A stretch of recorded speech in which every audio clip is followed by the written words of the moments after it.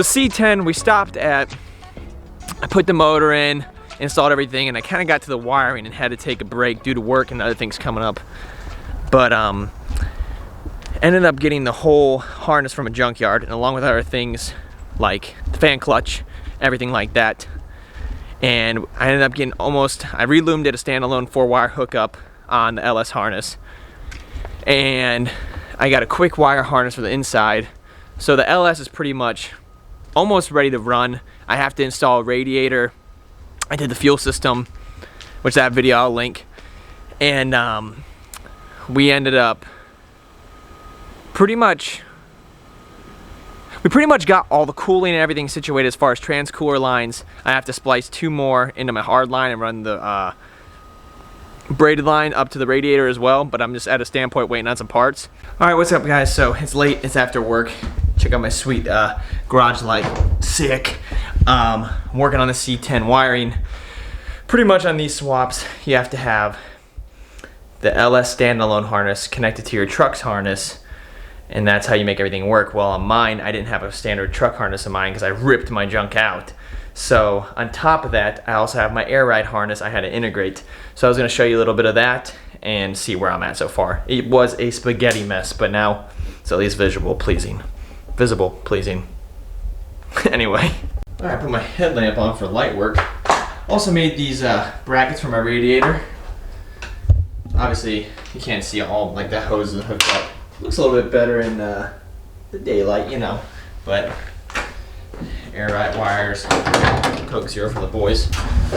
But so there is right there my quick wire, kill switch in the bottom, and so on my wiring I have like 20 extra, not 20, probably 10 extra circuits that run the motor. I don't want to cut them just in case I use them for future things. So it looks a lot worse than what it is. But I kind of routed it all up through there, up in there, and then kind of organized it all through there. So yeah, not too shabby. Anyway, just want to do a quick little partial of that. Show you I'm still working on it, and then hopefully next time I'll have you in the daylight, and then we will be here. Probably do more wiring. And then transcooler lines, radiator hoses, tune, oil, other things. So jump to that. What's up people, and we're back to the next day. So I just got back this morning from taking the 16 Silverado, getting inspected. It's kind of a long process as far as in Georgia. It varies state to state as far as getting a salvage title to be a rebuilt title. You have to do a couple things, just in case you don't know. Your state could be similar or different. One, you have to have pictures of before you fix the truck or vehicle in wreck condition. 2, you have a couple forms you have to fill out. It's like an MV1 and a T something form. And then you also have to have all your parts receipts. And if they're used parts, you have to have the VIN numbers to all of them. So that was kind of a timely process when I was getting together my paperwork, as far as making sure I have all the VIN numbers, because I buy 80% of my parts from eBay, secondhand parts, like airbags and stuff like that, just to save a bunch of money. So yeah, that was a bit of a long process, but it had a good old boy, like old Southern shop, hook me up, and it passed with flying colors. So that was pretty exciting. My first salvage rebuild inspected process, and it's pretty good to have the first time you go through and boom, clears inspection, no problems. So now we're good to get the Silverado on the road. Now I can tow vehicles easier, because we towed it with my dad's Raptor, which was terrifying, but we got it done. And then as far as getting that thing done, that will be getting painted after I do the next build, which I'll show you guys here in the future, which is outside.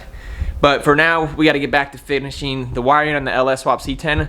Garage doors are closed, so, you know, it's ice cold. Are you recording without me, bro? Yeah. And Blake's not working again. What? Because he's a pussy. His pussy's You hurt. only record your stuff, not mine. The real car. Sylvia doesn't matter. Piece of shit. America first, baby. Whatever. Right before I was gonna start, shut up goats, I realized that I gotta finish up the wiring today. I want to pretty much just tighten everything up under the dash, and tuck everything and make sure all my grounds on my standalone harness are set up. Ooh. Oh, fuck. But I also, oh, there went my phone. Anyone else ever do that? You just lose your phone in that crack abyss. I had some parts ordered at Advance. Like, you have to have a pretty much a special setup. Not a special setup, but just custom for my radiator mount. Like the hoses, the upper lower radiator hoses. So I had to order a couple different fittings, like a splicer, and then a hose and a reducer at Advance. So I'm gonna go pick those up real quick before I lock myself in and start wiring and getting going, because I really don't want to start and stop.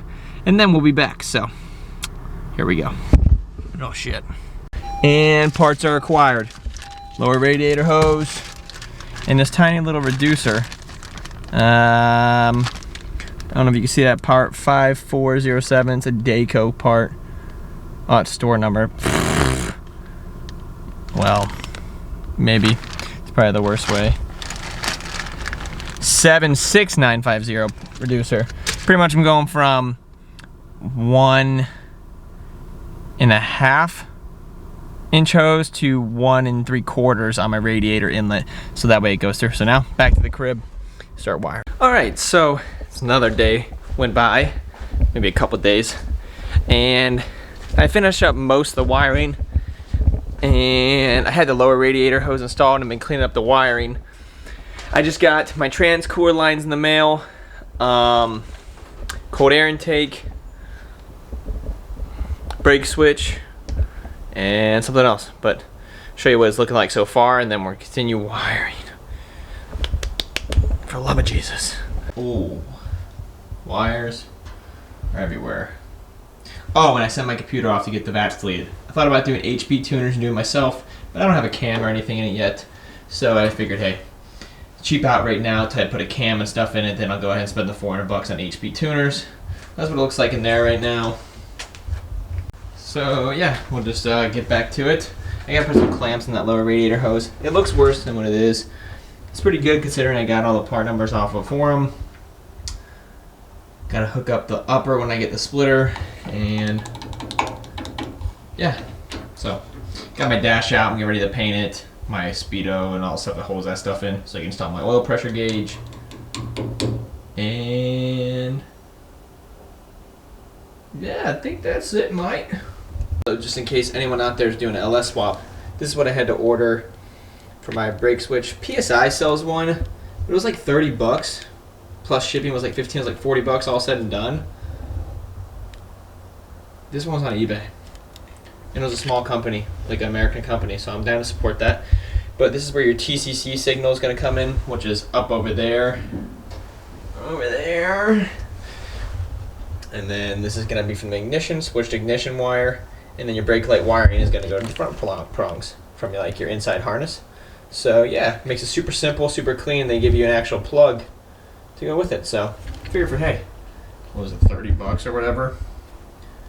It's not bad. You go to a junkyard and pick one out too, out of like a F-body Camaro. See if I get a part number. I heard you get one at like if you focus, can you focus at 2410? But God, my hands look gross. Look at that gnarly burning out of there from the heat gun. Oh! Anyway, yikes! Let's hook this bad boy up. Cooler lines all hooked up.